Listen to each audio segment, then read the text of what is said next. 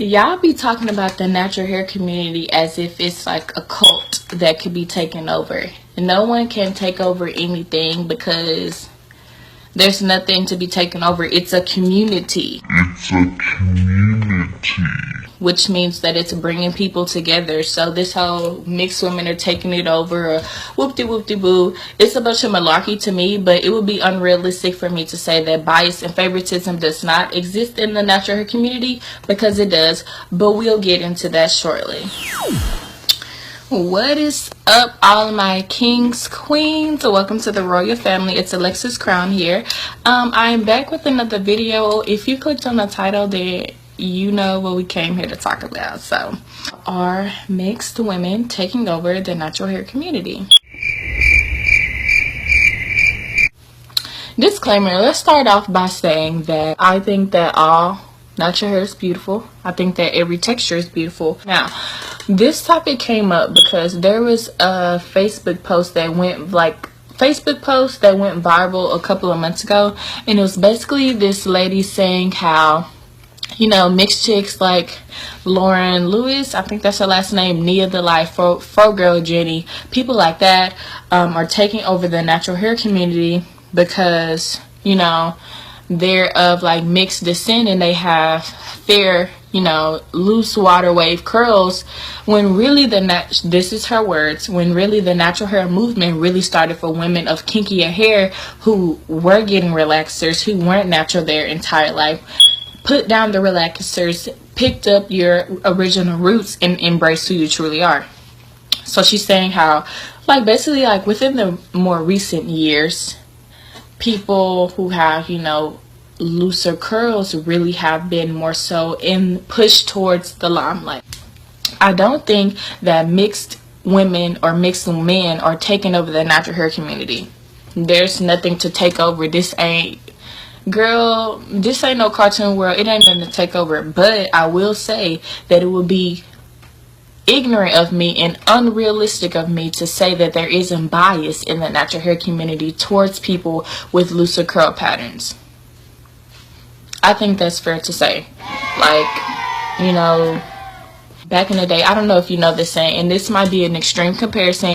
You know, back in the day, how they used to say the token black person. So if you don't know what the token black person is, it's basically what they did back in the day with most shows and most commercials and things that they kind of still do today. The token black person would be, let's say if you have a show or a commercial and it's primarily like white people in the commercial, you would have that one black person. You would place them in there like a little token just to give it the diversity vibe, you know, inclusiveness vibe that you're trying to give off, when really it's just a token black person, meaning just that, like they're just there to give off the vibe of diversity, or, you know, that's really all they're there for. So that's how I would compare the natural hair community as far as like people with kinkier hair textures. So, you know, in most advertisements, they have that one person who has super kinky hair, and usually the person has like a shorter hair length, but, you know, they're the person that's there to show that the brand can be relatable towards every hair type and everything like that.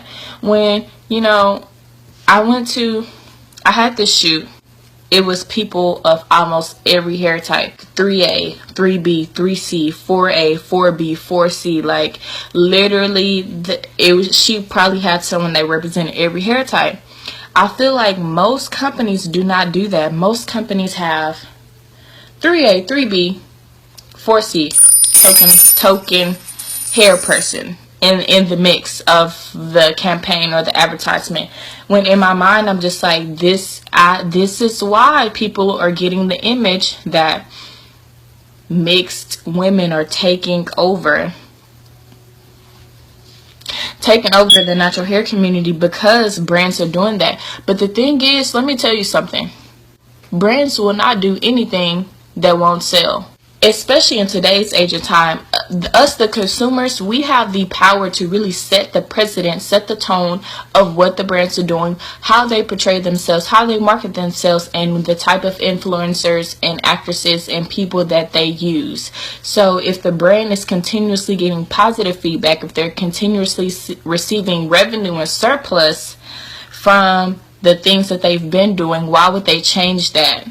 Perfect example, Shea Moisture. When they did that commercial, we all know that Shea Moisture was built off of the black woman's dollar. That's just reality, that's fact. When it started off, it was really the only thing that we could go and buy. You know, they had the ethnic owls. Like, it was crazy. You had like Just For Me, relaxers, like Dark and Lovely, and then there was Shea Moisture for the people who's really trying to wear their natural hair. Like, we all know that. So when Shea Moisture flipped the script on us and they came out with that commercial that didn't have any women of kinky hair textures, that had like 2 Caucasian women, a girl that was like mixed and had loose curls, like those women were beautiful. They probably didn't, you know, mean anything by it. They probably thought it was a beautiful experience to have, but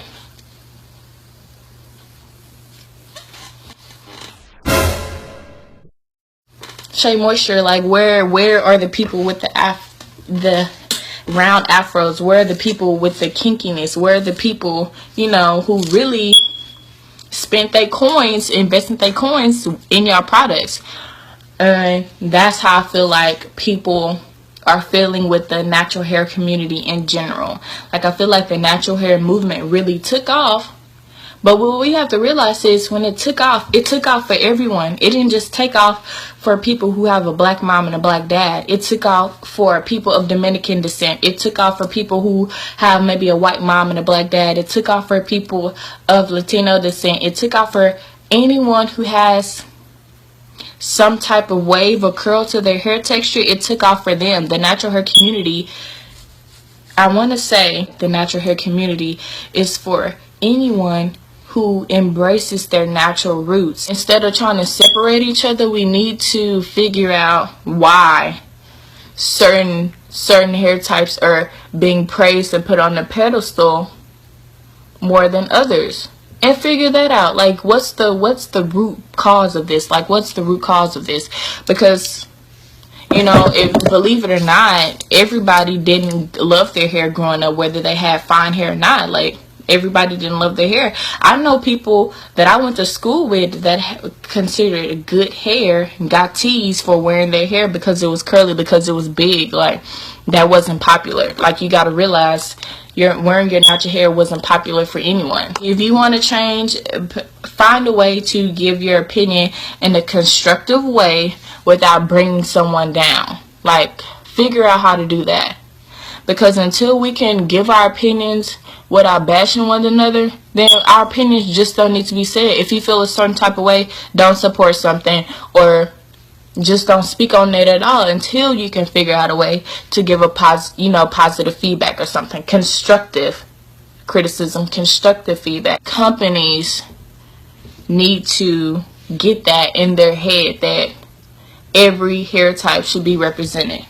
Like, if you have an event and you have a booth, why would you have 3 influencers with pretty much the same hair type? Like, why? Are you marketing that your product only works with that specific hair type? No. So if that's not the message you're trying to convey, if that's not the message you want to come across, then why do that? You know, that's my thing.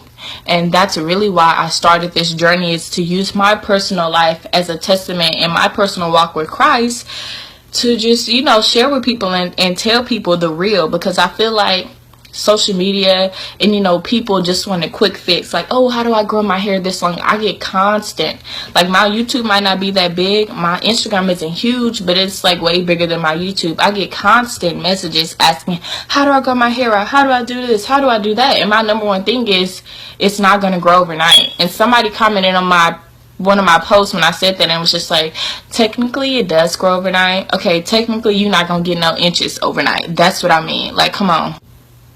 Like, I'm really on here, like, trying to give people feedback and help people, because I really be on Instagram typing out paragraphs responding to people. That's the whole reason I made my YouTube, is because I constantly get stopped in person. I constantly get messages on Instagram. So I'm just like, okay, if I make videos, it can answer questions in the masses. Now, I love all the natural hair gurus that are really popping right now, but there has been a pattern that I've noticed. They only follow certain people who have certain looks. They only, brands really reach out to, and like I said, certain people with certain looks, and the power is in your hands. If you feel some type of way, you need to show love to everybody. Show love to your homegirl down the street who got 3A hair. Show love to homegirl up the street who has 4A hair, and then show your homegirl who worked behind you behind your desk some love, and she has 3C hair. Like, if no one wasn't supporting them, and I'm not saying not support them, but I'm just saying these are facts. Like, if no one supported them, then they wouldn't be able to reach the heights that they're reaching and go and do the things that they're doing if they didn't get any support. The same people that's complaining about them is the same people that's supporting them. That doesn't make sense to me. Like, I'm not saying don't support them, but I'm saying if you want yourself represented, if you want to be able to look at a brand or look at a poster and say, yes, you remind me of myself, like, you represent me, then you need to represent those people that are trying to go up. Like, don't just flock towards a certain look, because the same people who complaining is the same people that's only flocking towards a certain look. But what I will say, like I said, favoritism and bias in the natural hair community exists, but we are the ones who created that. Like I said, brands do whatever their clientele responds to. Companies do whatever their clientele responds to. For example, Shea Moisture, when they did that commercial, girl, all the backlash that they got, we had enough power to make them go on their social media and issue an apology and say they messed up and all of this whoop-de-whoop-de-whoop, blah blah blah. We had the power to make Pantene go and hire black chemists to create a black line for women of color. Excuse me, not a black line, but a hairline solely for women of color. Pantene Go collection is actually really good. I've tried it. I thought it was just going to be hyped up, but it's actually an excellent collection. So, if you want change, you have to be the change you see. So, when I see someone, I like whatever hair type they have. If they're natural, if they got locks, if I like the aura that they're giving off, if I like the energy that they're portraying, best believe I'm going to follow them. You ain't got to have 5,000 followers, 200 followers, 20,000 followers for me to follow you. Like, if I like your hair, if I like the energy and the messages that you're portraying, I'm going to follow you, because I think that that's what we're needing and that's what we're lacking. The same people who sit behind their computers and be complaining, girl, you the same ones that got the power. You got the power to make the change. Instead of arguing with people that you don't know and bashing people, homegirl, sis, and I don't even use the term sis because I feel like it's so much shade thrown behind it, which is exactly what I'm saying it now. Another thing is, the same girl who was saying all of this stuff, instead of spreading the hate and bias that was projected onto you in whatever state or whatever time of your life you feel like your hair type wasn't accepted, instead of trying to project that onto the women who have looser curl patterns, you should have been trying to project positive energy. I'm gonna come back, I'm gonna do this eyeliner, then I'm gonna come back. Your girl had to put on them lashes. Oh, you got the power. You have the power. So, I'm not saying don't support the people who already are, in the limelight. But I'm saying, take your flashlight and shine it on the people who look like you, And if the people who are already in the limelight do look like you, great, even more power to you. That's awesome. But this whole thing of mixed women are taking over the natural hair community, first off, that's just ludicrous. Like, there's so many hair types, just like there's so many type of people in the world. That's crazy. First that just don't make no sense. Honestly, I feel like the girl who made that post, like I said, I see both sides. I see what she was trying to say, but you don't have to tear people down in the midst of trying to prove your point. And that's where she went wrong in my eyes. That's where she went wrong, because this ain't my color no more. This used to be my color, but it's not my color anymore. Y'all see this? Wow. This used to be my color. It's not blending, child. Girl, I really tried it. Yeah, don't tear people down trying to prove your point. So in conclusion, wrapping up, no one's taking over the natural hair community, because the natural hair community isn't just for one hair type. It's not just for one person. It's for everyone. Whoever's natural, that's who it's for. Like, you can't, oh, just black people are natural. Oh, just, no, girl. If their hair color up even in the slightest bit, they could be considered natural. So cut the shenanigans and cut the antics out. Like, you're trying to be selfish for what? Like, I don't understand. In a sense, kinky hair still isn't appreciated even in our own community as far as like black people. Like, it's overlooked. It still is, you know, like the last choice, the last pick. But I feel like we're making strides every day. Like, we're making strides to do better every day. So this whole thing of why bring people down who are actually trying to bring people together, you know? Like, their hair type might not necessarily look like yours, but they're making strides and they're making moves to bring people together, to unite the natural hair community. People just have so many, like, stipulations on what's considered natural and what's not, when it's really so simple. If your natural hair texture isn't altered, you're natural in my eyes. It could all be so simple. But yeah, we just find little ways to separate each other. We just find little ways to nitpick, and you know, it doesn't make any sense. Like, it makes literally no sense in my eyes. Let me know what y'all think down below, because I feel like we have enough things in this country and in our life separating us.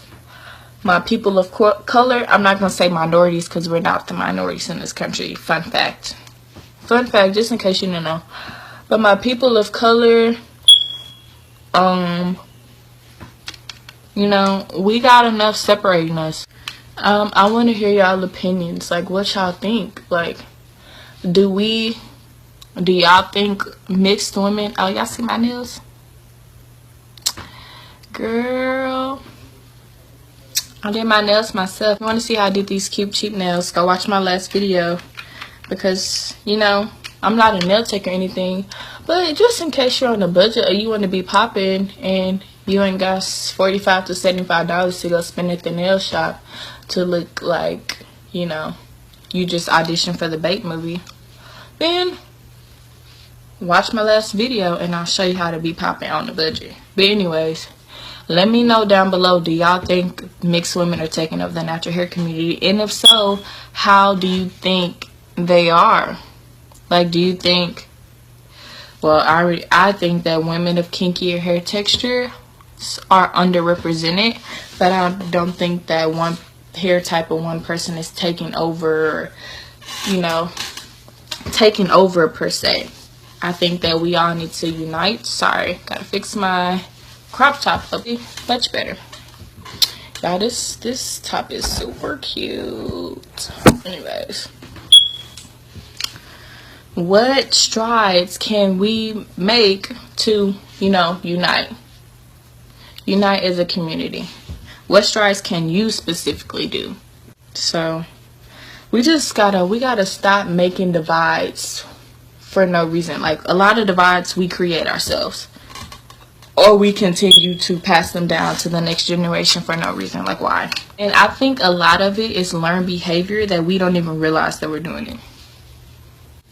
As far as like showing bias towards a certain look or a certain person or whoop-de-whoop-de-woo, you don't realize that you're only liking people with huge afros. You don't realize that you're only following people who have hair down to their butt. If you see the problem, don't be a part of the problem. The highlight blonding. Because who's that really helping? Not you, not your homegirl, not your granny who just cut her hair the other day, not your mama. Like, no one. Ultimately, you have the power to dictate what these brands do, who they use to advertise, who they use to market, and what products you want to see represented. And if you want to see someone that looks like you, whether you have curly hair, you have, wavy hair, you have super tight curls, you have super loose water wave curls, whatever you want to see, you have the power to put those people into place. We live in a day and age to where the consumer really drives the market. Social media can have brands on there doing apologies, like I said, like Shea Moisture, my lip gloss glows. Y'all see that light? So, girl or boy, stop complaining, stop making these sad posts bashing people who are natural just like you. Natural is natural. There are bias, but we have the power to change the bias. We have the power to change those things. So, in conclusion, I see my eyebrow. In conclusion, mixed women aren't taking over the natural hair community because y'all talking about the natural hair community as if it's a cult to be taken over. There are bias and favoritism, but we need to support each other. We need to spread love.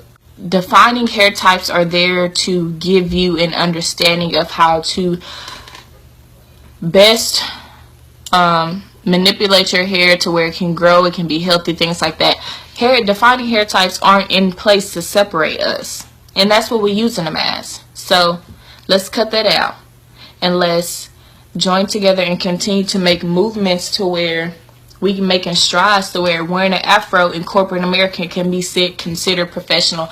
These are the things that we need to be focusing on. Wearing your loose curls that can be considered professional. Wearing locks wouldn't be considered untamed hair and things like that. Now, who got the loosest curls and who whoop-de-whoop-de-woo? That's not what we need to be focusing on. We got our head in the wrong place. So with that being said, make sure that y'all subscribe to join the royal family. So, my kings and my queens. Make sure you follow me on Instagram. Slide in my DMs about any type of hair questions. It's been quite a few of y'all that have already slid in my DMs that found me on YouTube. I appreciate y'all. I've been chatting it up with y'all and I do respond back. Make sure to like this video, give it a thumbs up, and comment down below what you think. If you think mixed women are taking over the natural hair community, if it's even anything to be taken over. But I already said my piece. I want to hear y'all's opinion about it. But I'll see you guys next time. Thanks for getting ready with me. Look cute, simple. Cute, simple look. But thanks for getting ready with me. And I'll see you guys next time. Girl, why did I do the peace sign? Do I do the peace sign when I say bye to people in real life? No, I don't. Bye, y'all. Bye.